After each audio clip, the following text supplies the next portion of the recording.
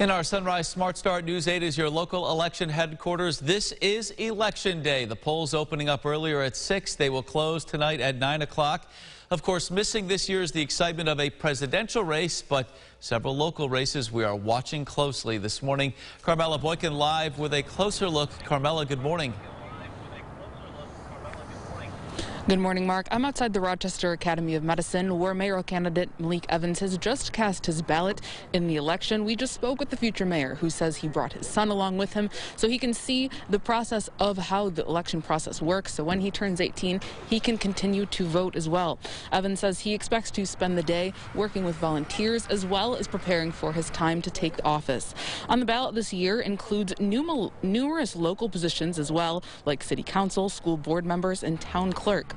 29 seats of the Monroe County Legislature are on the ballot as well. And in terms of voting sites, the county is following CDC guidelines, many of which will be asking voters to wear a mask, including in youth facilities, where people are asked to wear masks regardless of vaccination status.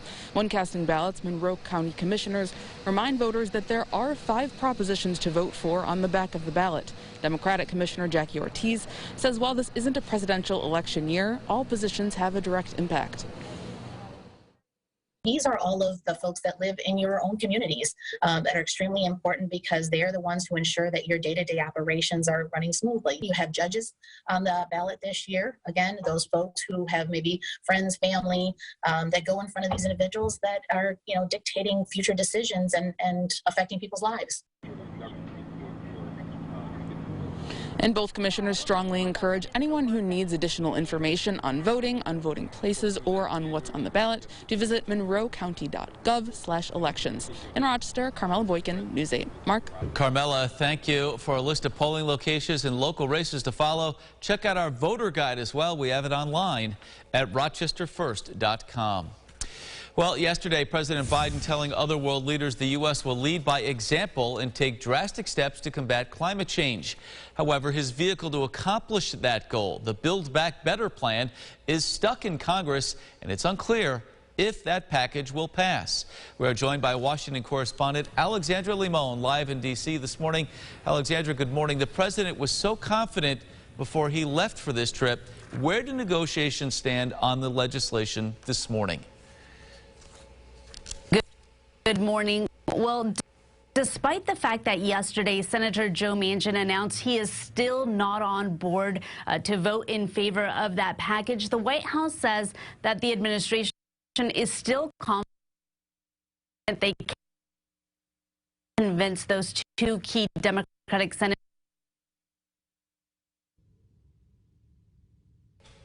And we are having some audio issues with Alexandra's signal from Washington.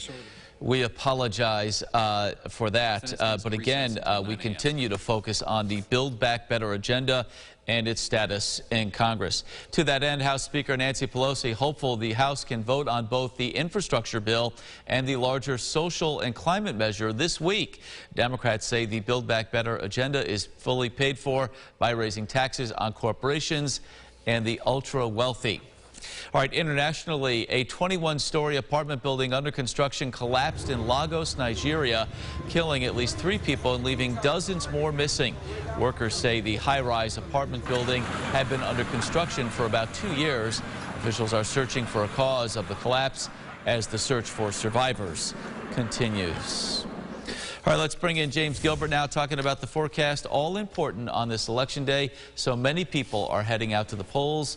And they want to know what kind of weather they're encountering, James. Certainly, yeah. We are going to watch rain showers work their way through Wyoming County, but that's about it. Maybe just squeaking by Geneseo, southern Livingston, West Sparta. Those areas we'll watch for some rain and maybe even some wintry mix in there as well. But that's about it. Looking good. I bet Rochester taps into some sun this afternoon. This should be a really just a nice crisp fall day. This is where we're starting. Greece 38, Henrietta 39. Victor, you're at 39 as well. Wind going to be gusting 25, maybe even 30 miles per hour, so note that. But otherwise, a decent day for you. We'll have to take a look at the bus stop forecast as well as the 8-day, a peek at the weekend at the end of the show. Mark? All right, James, thank you. It's time for another check of the roads with our sunrise traffic.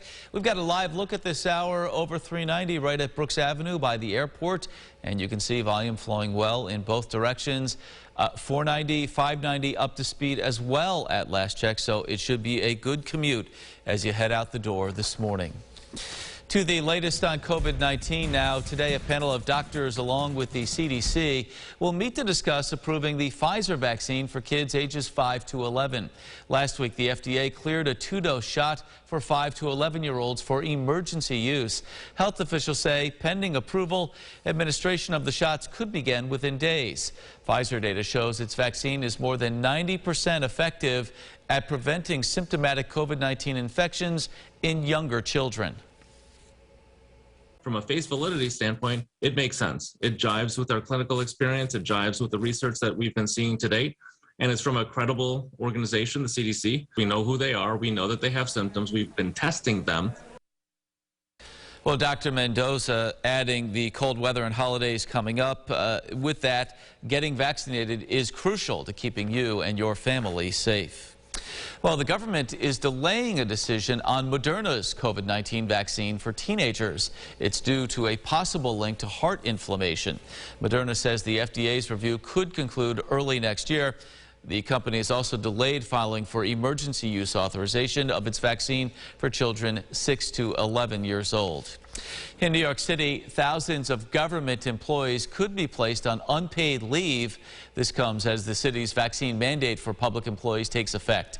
91% of city workers have received at least one dose of the COVID vaccine as required, but officials add 1 in 5 firefighters are unvaccinated, along with thousands of sanitation workers and police officers. Now, the police commissioner says officers will have to work double shifts to make up for any personnel shortages. Here locally, county health officials reporting 4 more COVID-related deaths. That brings the total to 198 reported deaths from March to October this year. 93% of those who died under the age of 65 were not fully vaccinated against COVID. 71% of those 65 and up who died were also not fully vaccinated. Community members gathering outside Franklin High School yesterday in Rochester talking about the ongoing violence within the city school district. Last Friday, the Rochester Teachers Association says 5 teachers were assaulted at Franklin. Some community members and district officials are now asking that more security be put back into schools. It's important that our students are able to come to and from school and feel good, feel safe in this space. We're also here to convey a message to the district that community folks want to be a part of the planning process as we talk about safety. And the district plans to release more details about its proposal for Franklin High School and other schools coming up tomorrow. Now, the district also announcing new incentives for new and current bus drivers. Rochester district officials say they have been working with unions representing bus drivers to hire new ones. The incentives include hiring bonuses of up to $2,500 for all drivers hired before next April 1st. Current employees with a commercial driver's license or CDL are eligible for the same amount as well. We need school bus drivers to run our routes, to service with our children and our families, and we want people that we can train and that we can support and that can care for our children the way we need them to be cared for. Now, if current drivers know someone who wants to work for the city school district, they can receive a $100 referral bonus as well. Governor Kathy Hochul signing a law that expands New York's paid family leave program. The program will now include people caring for siblings who may have a serious health condition. New York's family leave program was enacted back in 2016. It provides job-protected paid time off. It impacts new parents, foster families, and military households. The governor says New York is paving the way for what paid leave should look like across the country. I'm here to declare that taking care of your family is a human right. The right to be able to not lose your income, not have to make the horrible decision of am I able to take care of an elderly parent or a newborn baby, or am I going to have to give up my income? No one should have to deal with that specter. Well, the bill will take effect coming up on January 1st, 2023. Former State Assembly Minority Leader Brian Kolb pleading guilty to charges of driving while ability impaired. Back in 2019, Kolb drove his state-owned SUV into a ditch at the end of his driveway in Victor. Police say Kolb blew twice the legal limit that night of .08 on a breathalyzer. As a result of that guilty plea, Kolb's license has been suspended for 90 days. He will face a $500 fine and will have to attend a victim impact panel as well as an impaired driver's course. All right, here's what some folks might be talking about at the water cooler this morning. The NFL's leading rusher could miss the rest of the season. Tennessee Titans running back Derrick Henry is scheduled to have surgery today on an injured foot, a foot he injured in Sunday's game. Titans head coach Mike Vrabel says there is no timeline for his return. The 2020 AP NFL Offensive Player of the Year ran for 143 yards and 3 touchdowns against the Bills back in Week 6. The NFL trade deadline is coming up at 4 o'clock this afternoon, and of course that is significant news for the Bills because Henry is one of those people that they would anticipate facing down the line in the playoffs later on. So we'll see how that evolves there. Yeah, certainly. You hate to see injuries, especially to the star players like that. So we wish him a speedy recovery because there's no one like him. Yeah, he's a special talent for sure. Yeah. You have a special talent for forecasting. Thank you. What's going on today on this Election Day 2021? Yeah, chilly start for those kids on the bus stop, and then maybe mom and dad heading out to get their ballot cast. Should have no issues. Jacket worthy, certainly. If you spend any time outside, you may even be thinking about that winter jacket. If it's not today, it may be tomorrow. Satellite and radar quiet around Monroe County, but you look further south and you see that rain-snow mix heading toward, looks like Arcade.